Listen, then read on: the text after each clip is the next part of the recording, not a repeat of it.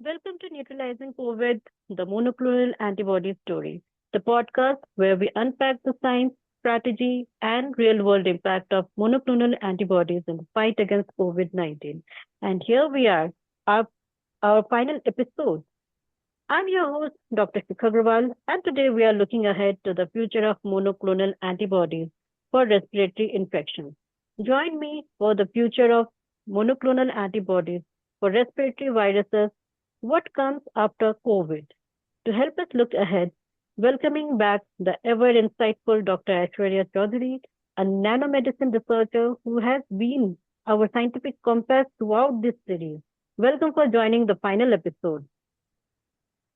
It's great to join you for the final episode. Thanks for the warm welcome back, Dr. Shikha. Let's kick off. Having observed the impact of monoclonal antibodies in addressing COVID 19, what does the future hold for this field in terms of expanding its application? COVID-19 accelerated both innovations and deployment of monoclonal antibodies. That momentum has opened the door to applying these technologies more broadly, especially for other respiratory viruses like influenza, RSV, and even new coronaviruses that might emerge in the future. What we have learned about antibody engineering, tracking, and rapid clinical evaluation can now be translated into proactive strategies for other infectious threats. Building on what you just said, which respiratory viruses are currently considered the most critical targets for monoclonal antibody development and why? Respiratory syncytial virus, that is RSV, is one of the leading targets. In fact, monoclonal antibodies for RSV, like nirsevimab, have already been developed and authorized for use in infants.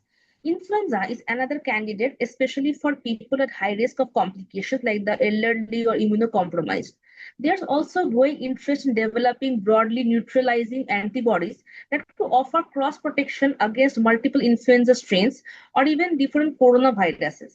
That kind of versatility could be transformative in future outbreak responses. That's a valuable perspective, Dr. Ashwarya. Could you shed some light on challenges of monoclonal antibody therapies? We have seen how virus evolution has challenged the longevity of monoclonal antibody therapies. How are researchers addressing that challenge in future designs? One key strategy is to target the conserved regions of viral proteins, areas that don't mutate as quickly. These regions can serve as more stable targets for the monoclonal antibodies. Additionally, researchers are increasingly using antibody cocktails or multispecific antibodies, which reduce the risk of resistance by binding to multiple parts of a virus at once. There's also work being done to extend the half-life of the antibodies, allowing them to stay in the body longer and often extended protection, sometimes for months.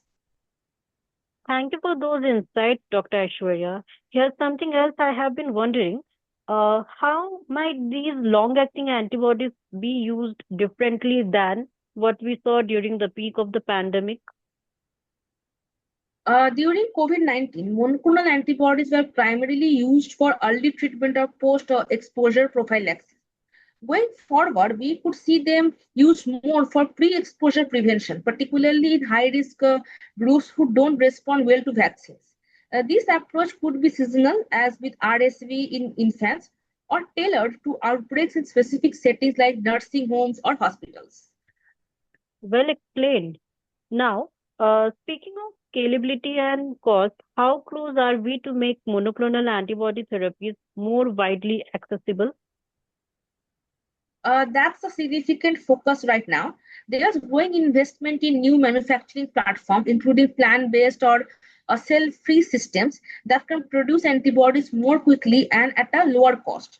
Some researchers are even exploring synthetic alternatives like antibody mimetics or nanobodies, which may be more stable and easier to distribute.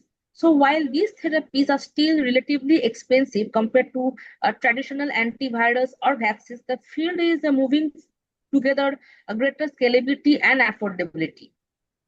Excellent point. Next, I would like to ask, Do you think monoclonal antibodies will eventually become a routine part of respiratory virus management, like vaccines? They could become an important complement, especially for people who remain vulnerable despite vaccination, such as transplant recipients or those with certain immune conditions. While vaccines will remain the first line of defense, monoclonal antibodies offer a critical second layer, especially when fast protection is needed or when variants threaten vaccine effectiveness. We may also see their use strategically during outbreaks, offering immediate immunity while longer term solutions are developed. Fascinating. Well, moving to the final question, what excites you most about the future of this field? What's exciting is that we now have a blueprint for the rapid antibody development and deployment thanks to the COVID 19 experience. The scientific community is better prepared than ever to respond to emerging these respiratory threats, and that the preparedness could save lives in the future. The next generation of monoclonal antibodies could be faster, broader, and more durable, and that's a promising direction. It's been a pleasure having you on the show, Dr. Aishwarya. Your insights were incredibly valuable. It's clear that monoclonal antibodies still have a big role to play, not just in fighting COVID 19, but in preparing for what comes next. Really appreciate the chance to discuss such an important topic in this series. Thank you, Dr. Shikha. And that brings us to the end of Neutralizing COVID, the monoclonal antibody story. It's been an incredible journey tracing these precision therapies from lab discovery to real world deployment and to all the twists, challenges, and lessons learned along the way. A huge thank you to our guests for sharing such insightful perspectives throughout this series and to all of you for tuning in. Science never stands still, and neither do we. So stay curious, stay informed, and until next time, take care and keep exploring science.